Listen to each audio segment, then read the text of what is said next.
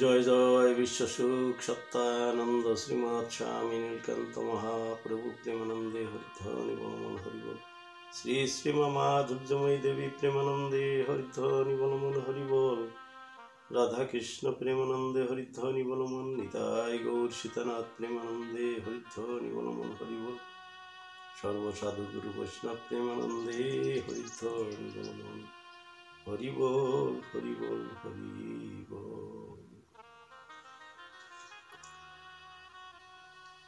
দর্শকবৃন্দ সকলকে আমার ভক্তিপূর্ণ প্রণাম। জানি না ঠাকুরের কথা আপনাদের কাছে কিভাবে পৌঁছাতে পারছি।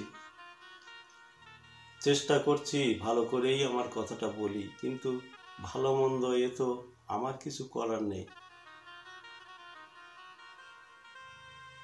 দর্শক যখন জানবেন যে ভালো, তখনই ভালো। কেননা অভিনয় তো আমি করেই চলেছি। আমি অভিনেতা, অভিনয় ক্ষেত্রে এসেছি অভিনয় করতে। আমি অভিনয় করছি, অভিনয় দেখছে মঞ্চের অন্যান্য দর্শকবৃন্দ, আপনারা দেখছেন। তাই যদি আপনাদের কাছে ভালো লাগে, সেই ভালোটা আমার কাছেও পৌঁছাবে। তাই একটুখানি কৃপা করবেন যেন আপনাদের কাছে মধুময় রসে ঠাকুরের লীলা পৌঁছায়। আমার প্রশংসা দরকার নাই, আমার গুণগানের কোনো দরকার নেই। দরকার সেই মানুষটার, যে মানুষটাকে নিয়ে আমি বসেছি আপনাদের সামনে, সেই মানুষটার প্রচার দরকার। যদিবা তিনি নিজেই করে নেবেন নিজের প্রচার। সূর্য যখন উঠবে তখন সূর্য কি বলবে আমাকে প্রচার করো?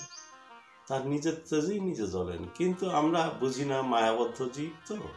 তাই মনে করি আমি অনেক কাজ করছি, ঠাকুরকে প্রচার করছি। এটা ঠিক কথা নয়, তবু বলি আর কি। ভক্তের মনেই, ভক্তের সঙ্গেই ভগবানের লীলা চলে। ভক্ত ভগবানকে জানতে, চিনতে, ধরতে চায়। ভগবানও ভক্তকে কাছে, ভক্তের কাছে ধরা দিতে চান। নিজেকে প্রকাশ করতে চান, কিন্তু মাঝখানে থাকে মায়ার লুকোচুরি খেলা। এই মায়া কাটাতে গেলেই সাধনার প্রয়োজন। একমাত্র তার করুণা, তার করুণা ব্যতীত তাকে জানা যায় না। শুধু ভজনে, ভক্ত ভজনে এগিয়ে যায়, ভগবান করুণায় নেমে আসেন। তাই তো দর্শন ঘটে। দুই শক্তি যখন একত্রে হবে, দুদিক থেকে দুটো শক্তি আসে, একটা ভক্তের শক্তি, একটা ভগবানের শক্তি। দুই শক্তি একত্রে এসে এক জায়গায় মিলিত হয়, সেই তো হয় আনন্দ, প্রেমানন্দ। রাধা গোবিন্দ প্রীতে প্রেমানন্দে হরিধ্বনি বলুন। এই যে তাদের প্রীতির জন্য যে প্রেমানন্দে আমরা হরিধ্বনি করি, এটা, এই প্রীতি বা প্রেম কখন আসবে? যখন ভজনে ব্রতী হওয়া যাবে। আজ একটা ঘটনা আপনাদের সামনে তুলে ধরছি। এটাও অনেক আগের ঘটনা, দিন তারিখ ঠিক মনে নেই। লোককবি সুকুমার সরকার, যার প্রিয় পরশ পেয়ে আমাদেরই প্রিয় কবি, দণ্ডকের কবি যাকে আমরা বলে থাকি, তারক সরকার মহাশয় তৈরি হয়েছেন, সেই মানুষটার কথা বলছি। আজ তারক সরকারের কথা শুনে আমরা অভিভূত হয়ে যাই। তার কবি গান, তার রামায়ণ গান, তার ভাগবত আলোচনা, সব কিছু শুনে মনটা খুব ভালো লাগে। এই মানুষটাকে তৈরি করবার যিনি কারিগর ছিলেন, তিনি ছিলেন লোককবি সুকুমার সরকার মহাশয়, শ্রীমৎ রসিকলাল সরকারের শিষ্য। সেই মানুষটার কথা কিছুটা বলবো। সুকুমার সরকার পিভি 109 নম্বর গ্রামে বসবাস করতেন। তিনি জীবনে বহু তীর্থ দর্শন করেছেন, বহু লোকের সঙ্গ করেছেন, বহু মহাপুরুষ দেখেছেন, কিন্তু মন কোথাও আশ্রয় পেল না, কোথাও তিনি মন জমাতে পারলেন না। তাই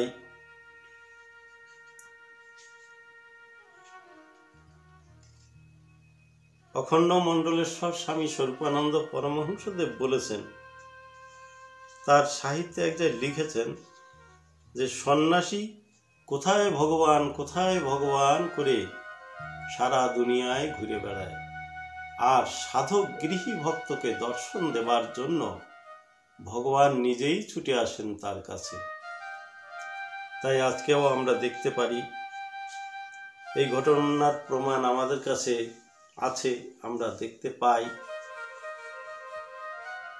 গরমের সময় সুকুমার সরকার স্বামী স্ত্রী শুয়ে আছেন ঘরের মাঝখানে, যে যার মতো। এখন গরমের সময় তো সকলের মনে হা হা খা খা করছে গরমের দাবদাহ। তাই তেমনি পরিবেশে শুয়ে আছেন। পাশের বাড়িতে ঠাকুর শ্রীমৎ নীলকান্ত গোস্বামী সুন্দরের ধর্ম আলোচনা হচ্ছে, যেটা শ্রী সুকুমার সরকার জানেন না। তিনি যখন শুয়েছেন তখন এই পরিকল্পনা বা এমনি ভাবধারা ছিল না, কিন্তু ঘুমের মাঝে হঠাৎ ঘুম ভেঙে গেল। হঠাৎ কার যেন কণ্ঠস্বর ভেসে আসছে, ওরে তুই যাকে খুঁজছিস সে তোর বাড়ির পাশ দিয়ে ঘুরে যায় রে। হঠাৎ তিনি চমকে উঠলেন, কার কণ্ঠস্বর? আমি যাকে খুঁজছি সেই মানুষ আমার ঘরের পাশ দিয়ে ঘুরে যায়। তিনি কথা বললেন না। এদিকে দেখছেন যে পাশের বাড়ির থেকে একটা মিষ্টি কণ্ঠের আওয়াজ ভেসে আসছে।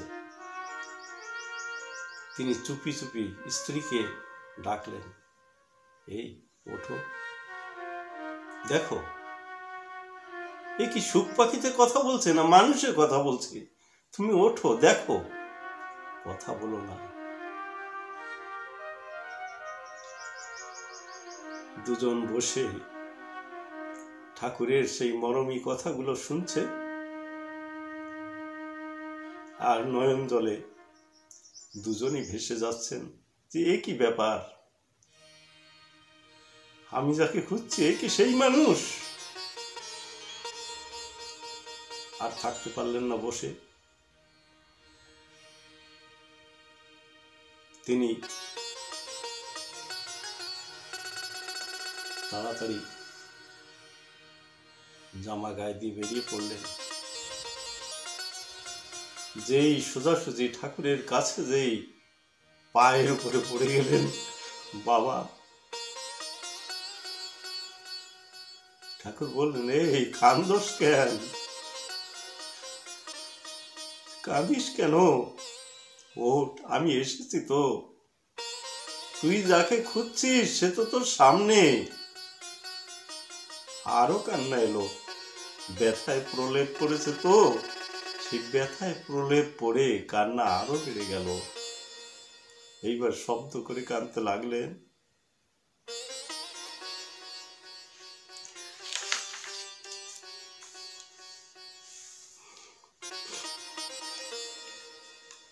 এইবার ঠাকুরের আলোচনা চলছে, চলতে চলতে এক সময় শেষ হয়ে গেল। মানুষ এক প্রেমের প্লাবনে যেন ভেসে যেতে লাগলো, বসে থাকতে পারলো না, সব গড়িয়ে পড়লো।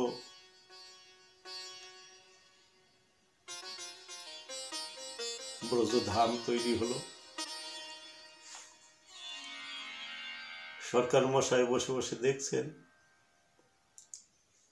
অবশেষে তার কলমে উঠেছিল, আদিদেব তব চরণ পদ্মে শতকোটি করি প্রণতি, লুব্ধ চিত্তে ক্ষুব্ধ মানসে গাহিছে তব জয়তী। কতবার তুমি নররূপে আসি সবার বুকে বাজালে মিলনের বাসি, ব্রাহ্মণ চণ্ডালে ভালোবাসিলে সবার দুঃখ দেখি কত কাঁদিলে, তরাইতে দিলে নাম ত্রাণ গীতি। এই কবিতাটি তিনি লিখেছিলেন, কিন্তু শান্ত হননি লিখে, আরও লিখতে ইচ্ছা করল। তাই তিনি একটি এই বিরহে, এই ঠাকুরের বিরহে তিনি ব্যথিত হয়ে, বিরহ কাতর হয়ে তিনি লিখেছিলেন, মরমিয়া গো মরমিয়া দরদিয়া কেন এলে না, মন নিয়ে কেন তুমি মন দিলে না। ঠাকুরের কাছে তার জিজ্ঞাসা ছিল যে এই যে তোমার সঙ্গে আমার যে প্রাণের বিকিকিনি হলো, এই যে মিলন হলো, আবার বিরহ হলো, এই বিরহ মিলনের যে লুকোচুরি যে খেলা, এই খেলায় তিনি এক ফাঁকে বলেছিলেন, মরমিয়া গো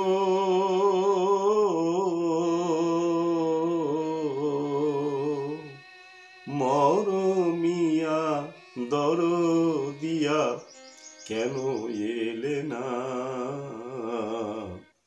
মন নিয়ে কেন তুমি মন দিলে না।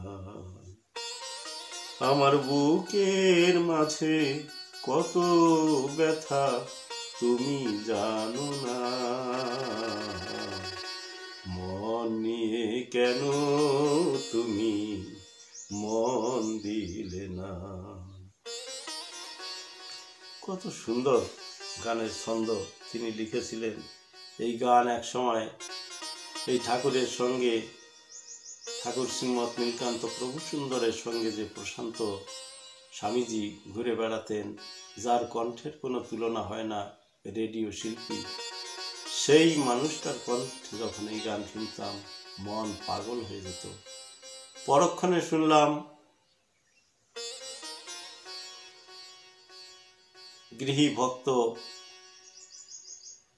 রমেন বিশ্বাস, মালকানগিরি 7 নম্বরের রমেন বিশ্বাস, তার মুখেই শুনলাম তিনিও এখানে গেয়ে গেয়ে ভক্ত মহলে পাগল করে দিয়েছিলেন আমাদেরকে।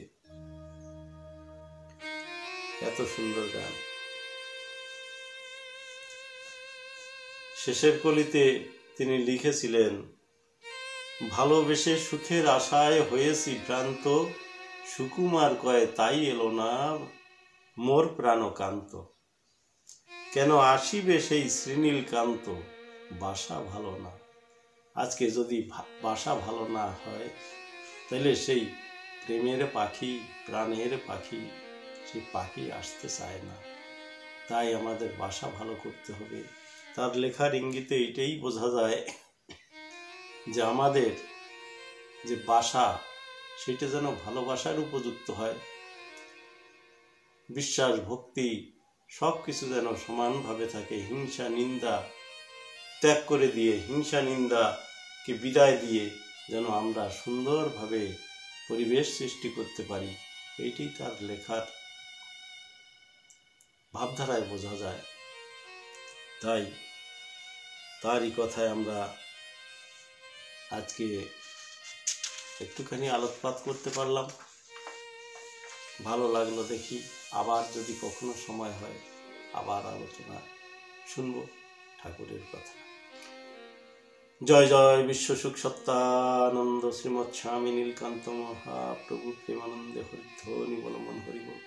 শ্রী শ্রীমা মাধুর্যময়ী দেবী প্রেমানন্দে হরিধ্বনি বলমন হরিবল। নিতাই গৌর সীতানাথ প্রেমানন্দে হরিধ্বনি বলমন। রাধা কৃষ্ণ প্রেমানন্দে হরিধ্বনি বলমন হরিবল। সর্বসাধু গুরু বৈষ্ণব প্রেমানন্দে হরিধ্বনি বলমন হরিবল হরিবল হরিবল। সবাই ভালো থাকুন, শান্তিতে থাকুন। জয় সত্য হরি।